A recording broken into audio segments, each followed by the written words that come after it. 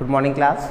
सो देखिए last class तक आपने फिजिकल चेंज क्या होती हैं, इनकी क्या प्रॉपर्टीज होती हैं, क्या कैरेक्टरिस्टिक्स होती है, किस बेसिस पर हम इनको आइडेंटिफाई करते हैं, इनके क्या एग्जांपल्स होते हैं, ये सारी चीज़ हम लोगों ने डिस्कस कर लिया था। अब उसी में से कुछ एग्जांपल्स को हम काफ़ी डिटेल में स्टडी करने जा रहे हैं कि अगर मैंने किसी प्रोसेस को फिजिकल चेंज कहा है तो ऐसी क्या थी, ऐसे कौन सी पॉइंट्स थी जिसके बेस पे हमने उसको फिजिकल चेंज कहा, केमिकल चेंज नहीं कहा था।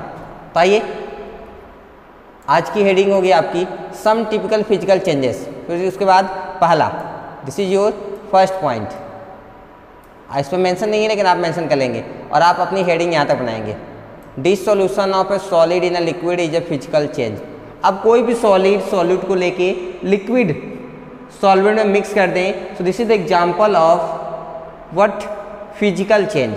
जैसे शुगर, आप चीनी को ही ले लें, जब चीनी को पानी में मिलाएंगे क्या बन जाएगा, गुड सॉल्यूशन बन जाएगा। Sugar is sweet, it dissolves in water easily. Sugar क्या होता है, मीठा होता है और ये पानी में आराम से मिक्स हो जाता है। और solution of sugar also test sweet. अब देखिए जो शुगर का सॉल्यूशन बना वो भी कैसा रहेगा, मीठा, क्योंकि आपने चीनी डाला है। तो देखिए जो सॉल्यूशन की टेस्ट है वो किस पर डिपेंड कर रही है कि उसमें क्या मिलाया गया। अगर मैं उस सॉल्यूशन में सॉल्ट मिलाया रहता तो टेस्ट कैसी आती, सॉल्टी आती। It means that it is showing the properties of its constituents. ये जो सॉल्यूशन है ना वो किसकी प्रॉपर्टी शो कर रहा है, जिससे ये बना है। This is the property of physical change. इससे भी आप पता लगा के कह सकते हैं कि ये किसका एग्जाम्पल हो गया, फिजिकल चेंज का। तो आपको यहाँ से लिखना है, it dissolves in water easily, a solution of sugar also test sweet, that is sugar on dissolution does not lose its basic property. यानी कि जो शुगर की प्रॉपर्टी है क्या है, वो खट्टा लगता है या मीठा, हाँ मीठा लगता है ना। तो देखिए चाहे वो वाटर में मिक्स हुआ था या नहीं हुआ था, शुगर की प्रॉपर्टी है कि वो हमेशा कैसा रहेगा, मीठा। और वो मिक्स होने के बाद भी उसकी प्रॉपर्टी अभी भी क्या है, वही शो कर रहा है, यानी कि टेस्ट अभी भी मीठा है। इस यानी कि उसके प्रॉपर्टी में कोई चेंज देखने को नहीं मिला है। So that is physical change. Next देखिए इसके आगे और भी चीज़ें दी हुई है। Solution of sugar when concentrated by heating and cooled gives a back the crystals of sugar. आप यहाँ से यहाँ तक नोट करेंगे।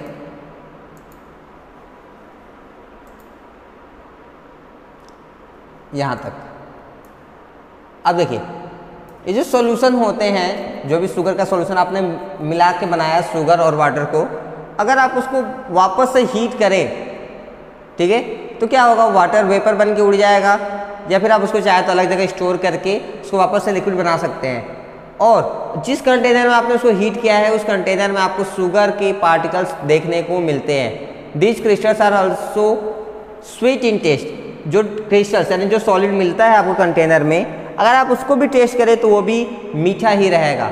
इसका मतलब sugar the original substance is recovered back from the solution bye a simple method.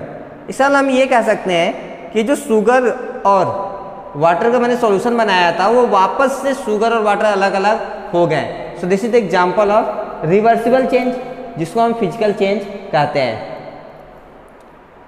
During dissolution sugar has not lost its sweetness.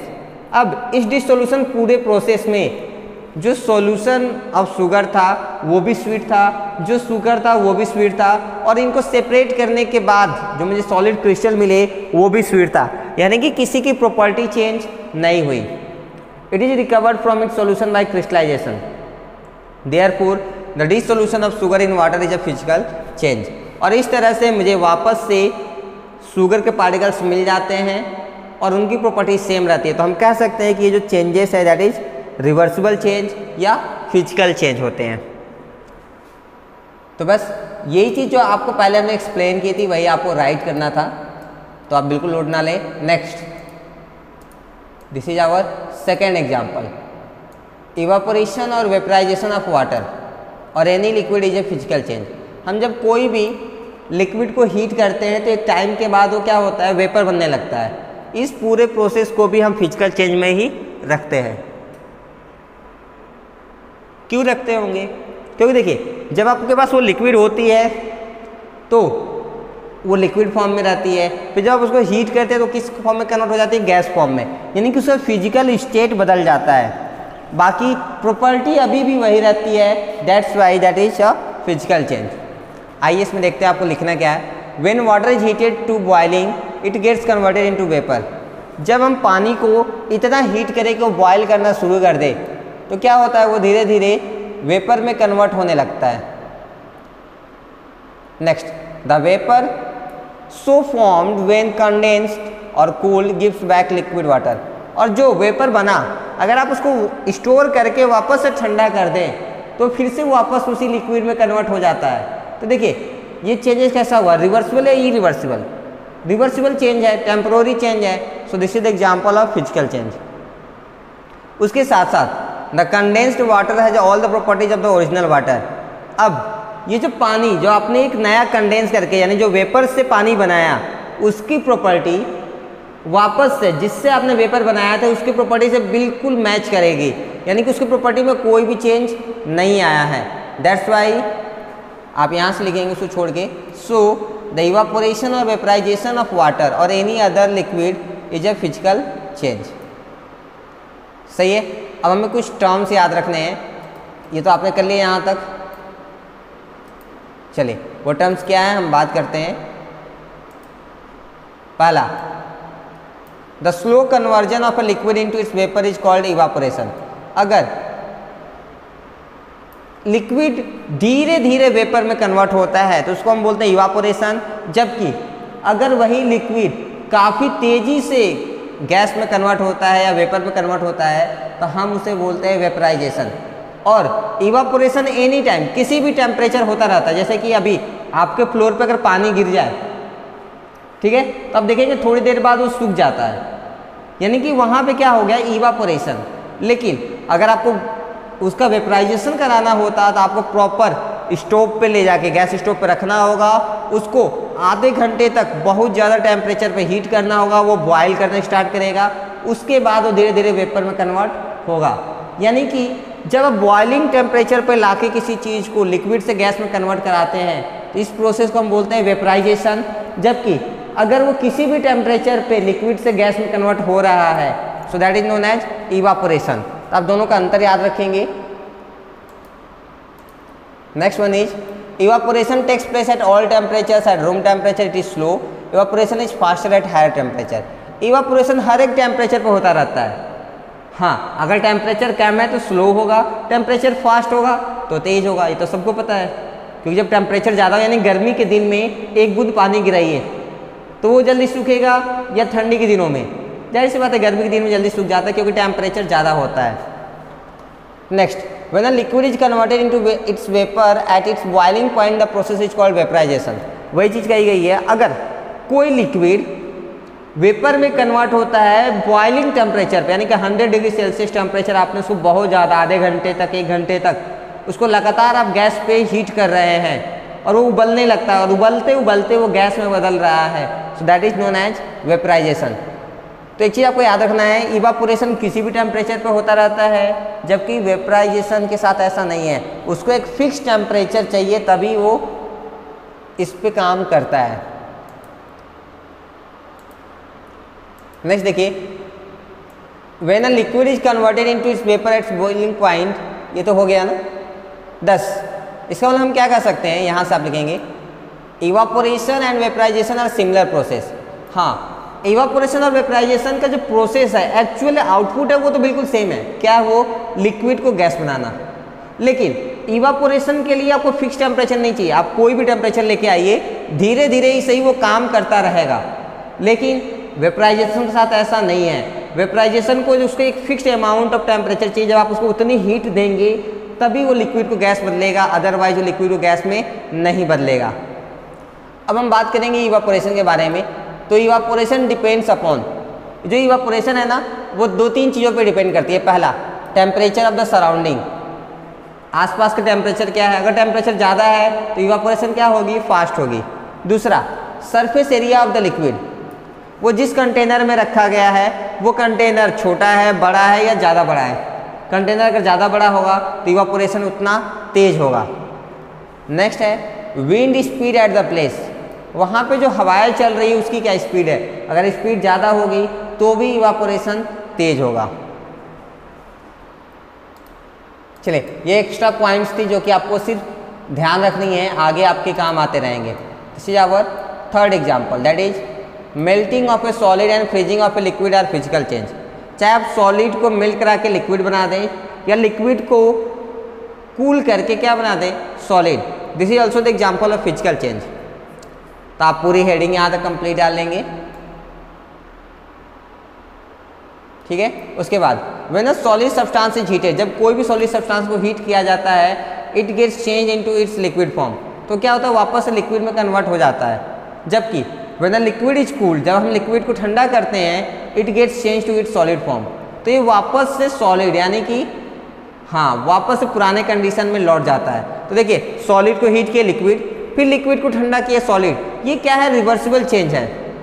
So during any change of the state the composition of the substance remain unchanged. इसमें चाहे आप मान लीजिए आपके पास ice है, ice किससे बनता है, अभी आपको शायद पता ना हो लेकिन आप ध्यान रखेंगे, आइस हमेशा हाइड्रोजन और ऑक्सीजन गैस से मिलकर बनता है। किससे, हाइड्रोजन और ऑक्सीजन गैस से। जबकि अगर हम उसको मेल्ट कराएं तो क्या बनता है, वाटर, और वाटर भी क्या है, हाइड्रोजन और ऑक्सीजन गैस से ही मिलकर बनता है। यानी कि चाहे वो लिक्विड फॉर्म में रहे हो या सॉलिड फॉर्म में, वो अभी भी अपने हाइड्रोजन और ऑक्सीजन गैस के ही कंस्टिट्यूएंट से मिलकर बना हुआ होगा। यानी कि ये किससे बना है, ये चेंज बिल्कुल नहीं हुआ। So this is the example of physical change. ऐसे ही हम बार बार वाटर वेपर बोल रहे हैं, वो भी H2O ही होता है, यानी कि वो भी हाइड्रोजन और ऑक्सीजन गैस से ही मिलकर बना होता है। यानी कि आपका सॉलिड लिक्विड बदलना, लिक्विड का गैस में, गैस का लिक्विड बदलना या लिक्विड का सॉलिड, या डायरेक्ट सॉलिड का गैस में बदलना या गैस का सॉलिड, ये सारी प्रॉपर्टीज क्या हैं, फिजिकल प्रॉपर्टीज है, और ये फिजिकल चेंज के अंदर ही आती हैं। नेक्स्ट देखिए, there is no change in the chemical properties of the substance. इसमें जो प्रॉपर्टी की सब्सटेंस है, केमिकल प्रॉपर्टी, उसमें कोई भी चेंज देखने को आपको नहीं मिलेगा। The change can be easily reverse by changing the temperature.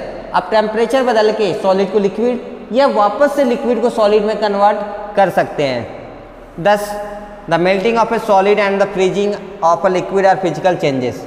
इसलिए सॉलिड की मेल्टिंग या लिक्विड की फ्रीजिंग को भी हम क्या कहते हैं, फिजिकल चेंजेस कहते हैं। यहाँ से यहाँ तक ये भी आप नोट करेंगे, ये वाला, इसको एक बॉक्स में नोट करेंगे। उसके बाद आप ये सारे पॉइंट्स यहाँ से 1 2 3 और फिर ये एक्सप्लेनेशन राइट डाउन करेंगे, कर सकते हैं। चलिए लास्ट टॉपिक एक और छोटा सा, इसको भी फिनिश करते हैं। Sublimation is a physical change.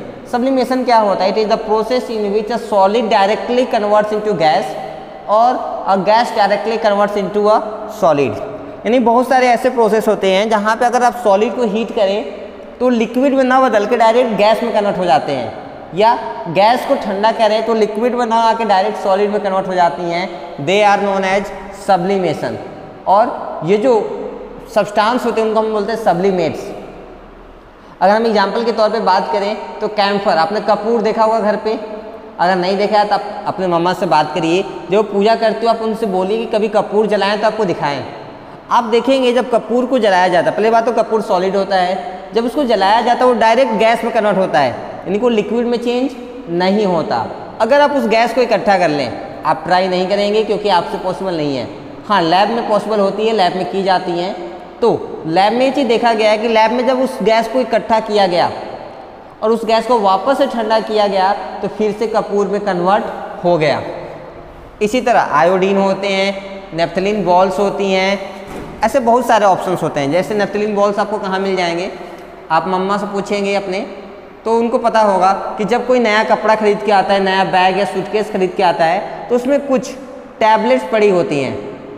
हाँ, वो टैबलेट्स ही नेफ्थलीन बॉल्स होती हैं। उनको वहाँ इसलिए डाला जाता है ताकि कीड़े मकोड़े ना लगे, उस बैग को डिस्ट्रॉय ना करें। और उसमें वही इसलिए डाला जाता है क्योंकि वो डायरेक्ट कुछ टाइम के बाद सॉलिड्स में, गैस में कन्वर्ट होता है और वहाँ से वो गायब हो जाता है, यानी कि आपका कपड़ा भी खराब नहीं होगा। तो ये तो रहा कि सब्लिमेशन क्या होता है।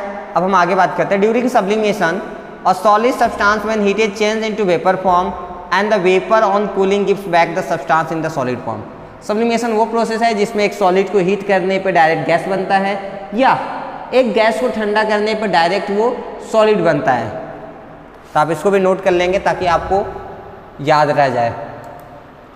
यहाँ से लेकर यहाँ तक। During the change of state there is no change in the composition and chemical properties of the substance. Solid से गैस का बदलना या गैस से सॉलिड का, इस पूरे चेंज में उस सब्सटेंस की कोई भी केमिकल प्रॉपर्टी चेंज नहीं होती है। The change can be easily reversed by changing the temperature. और ये जो चेंजेस हुई हैं इनको वापस हम टेम्परेचर बदल के पुराने कंडीशन में ला सकते हैं। That's why we can say that sublimation is a physical change. तो आपको कंप्लीट यहाँ तक नोट करना होगा। आपने ऊपर का नोट कर लिया होगा, फिर आप यहाँ से लेके यहाँ तक नोट कर लेंगे। क्लियर है? तो इस तरह से हमारा ये टॉपिक यहीं फिनिश होता है। अगली क्लास में हम नेक्स्ट टॉपिक डिस्कस करेंगे। आपको होमवर्क में ये तो है कि सारे पॉइंट्स आपको नोट करने हैं, उसके साथ साथ आपको ये चीज़ घर पे पढ़ना है। जो डाउट होंगी आप मुझसे ग्रुप में पूछ सकते हैं, हम उसको अगले वीडियो लेक्चर में कवर कर लेंगे। तो बस इसमें कुछ है नहीं, जो चीज़ें आपको समझाई गई हैं वही चीज़ यहाँ पे एक्सपेरिमेंटली बताया गया कि अगर हम ऐसा ऐसा करेंगे तो ये चीज़ ऐसे होती है। अमोनियम क्लोराइड एक सॉल्ट है, आपको याद रखना है, ज़रूरत पड़ेगी, हो सकता है आपको इसमें कहीं देखने को मिल जाए। तो अमोनियम क्लोराइड क्या होता है? एक सॉल्ट होती है जो कि सब्लिमेट है, यानी कि आप उसको हीट करेंगे वो डायरेक्ट गैस बनता है, या उस गैस को ठंडा करेंगे तो डायरेक्ट सॉलिड बनता है। तो आज इतना ही, बाकी हम नेक्स्ट क्लास डिस्कस करेंगे। Till that thank you so much.